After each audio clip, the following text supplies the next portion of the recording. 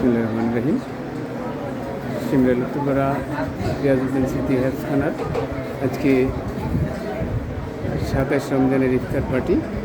আমাদের সম্মানিত অতিথিবৃন্দ এসেছেন, আমরা শুকরিয়া জানাচ্ছি আজকে এই অনুষ্ঠানটি সুন্দরভাবে সফলভাবে শেষ করতে পারার কারণে।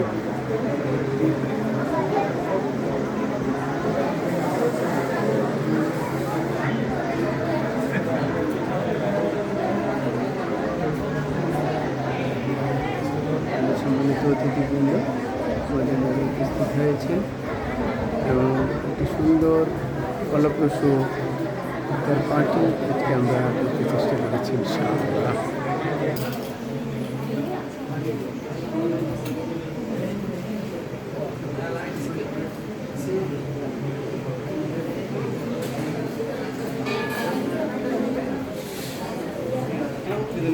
আমাদের শিক্ষার্থীবৃন্দ ইফতার সামনে নিয়ে বসে আছেন।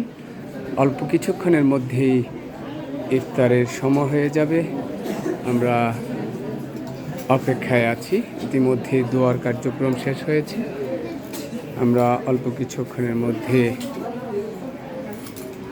ইফতারের সময় ঘোষণা শুনব এবং ইফতার করে নেব। দেখতে পাচ্ছেন আমাদের আজকের অনুষ্ঠানে ছাত্ররা অনেক সুন্দরভাবে সাজাতেও চেষ্টা করেছেন, বেলুন ব্যানার সব দিয়ে সাজিয়েছেন।